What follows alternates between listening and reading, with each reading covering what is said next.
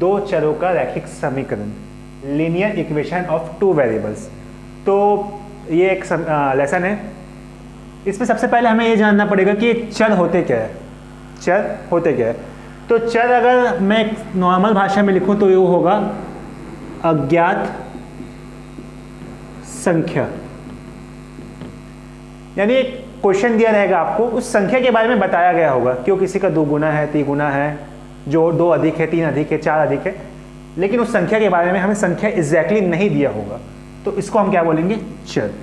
ठीक है, चर हम अल्फाबेट्स को मान सकते हैं, A टू लेके Z तक, A B C D E F G पूरा Z तक मान सकते हैं, लेकिन मैथ्स में मोस्टली X और Y का ही यूज होता है। A B C का भी होगा बट मोस्टली X Y का ज़्यादा यूज होता है। क्लियर है?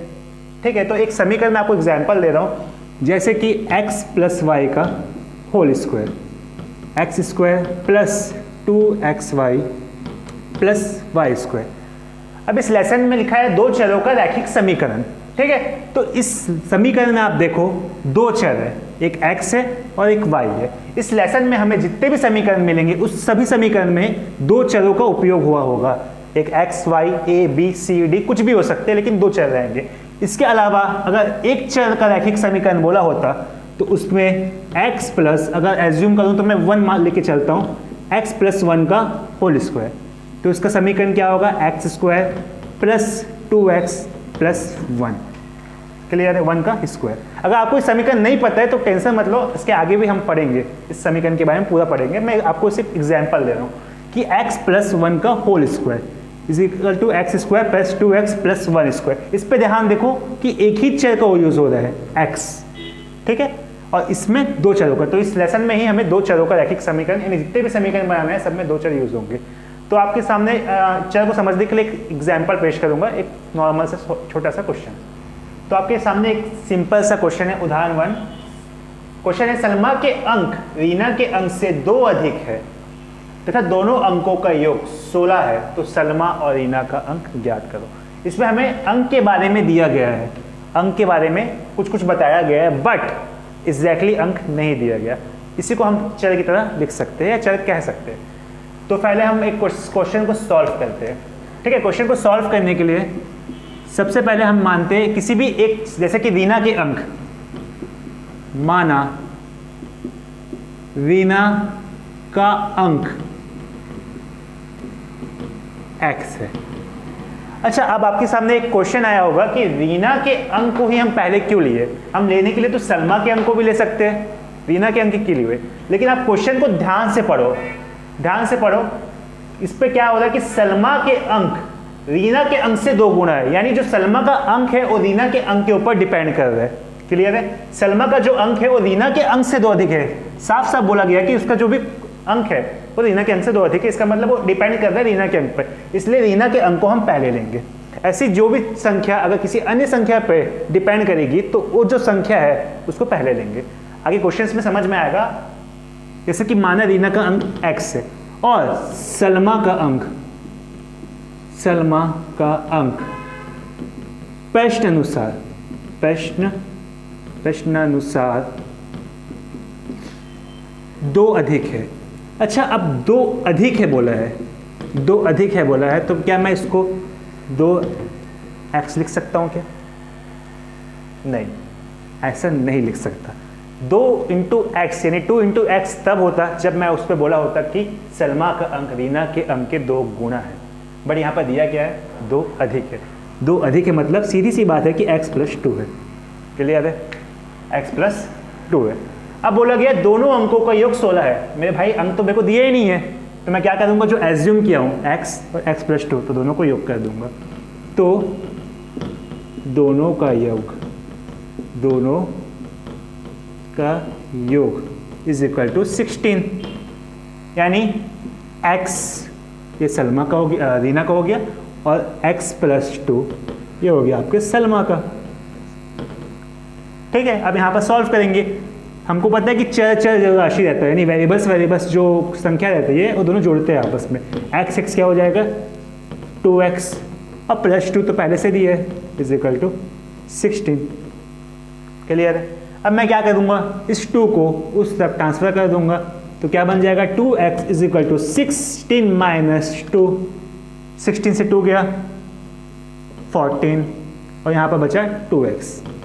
अब यहाँ पर देखो 2 इंटू एक्स है, अब मुझे x का वैल्यू ज्ञात करना है, यानी x का वैल्यू जानना है, तो मैं क्या करूँगा 2 को उस तरफ ट्रांसफ़र करूँगा। तो 2 x के साथ कौन सा रिलेशन रखता है, मल्टीप्लाई का, तो उस तरफ ट्रांसफ़र होने के बाद तो क्या हो जाएगा divide, x is equal to 14/2। तो x इज इक्वल टू क्या आया, x इज इक्वल टू आया 7 मिला 7।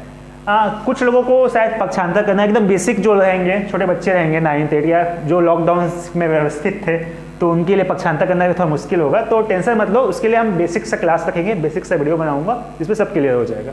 तो फिलहाल ये क्वेश्चन में देखो कि x इज इक्वल टू क्या आंसर आएगा 7, ठीक है। अब मुझे एक तो हो गया x इज इक्वल टू 7, तो मैं x किसको माना था, रीना के अंक को मैं x माना था, तो क्या निकला रीना का जो अंक है, रीना का अंक इज इक्वल टू 7, ठीक है। रीना का अंक क्या निकला 7। अब सलमा का अंक क्या होगा भाई, सलमा का अंक क्या होगा, क्या दिया था x प्लस 2, बट x की जगह क्या निकल गया आंसर 7, तो 7 प्लस 2 क्या हो गया 9। तो याद हो गया रीना का अंक हो गया 7 और सलमा का अंक हो गया 9, बस ये याद करना था। तो वेरिएबल्स मतलब क्या होते हैं, x अगर हमको किसी अंक के बारे में बताया गया है और अंक दिया नहीं है तो हम उसको क्या मानेंगे वेरिएबल, यानी चर राशि x y z a b c d e f। इसकी जगह मैं a भी मान सकता था, लेकिन मैं बताया ना मोस्टली x और y यूज होता है और x y ज़्यादा समझ में आएंगे आप लोगों को। पहले x माना, उसके बाद सलमा का अंक 2 अधिक है बोला तो मैं x प्लस 2 माना। अब दोनों का योग 16 बोला, जो क्वेश्चन में बोला गया वही कर रहा हूँ मैं, कुछ एक्स्ट्रा नहीं कर रहा हूँ। दोनों का योग बोला 16, तो x plus 2 is equal to 16।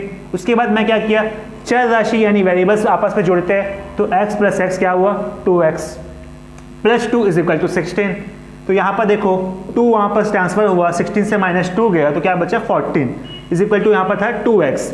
2 और x आपस में मल्टीप्लिकेशन का संबंध रखते हैं, तो यहाँ पर क्या हुआ x को यहीं पर रख के मैं 2 को उस तरफ ट्रांसफर कर दिया, तो जो मल्टीप्लाई था वो क्या डिवाइड में चेंज हो गया। और आपको सबको पता है कि 2 के पहाड़े में 7 × 14 आता है, क्या आंसर आया 7। तो रीना का अंक क्या हुआ 7 और सलमा का अंक हुआ x प्लस 2, यानी 7 प्लस 2 इज इक्वल टू 9, खत्म, यही आंसर है।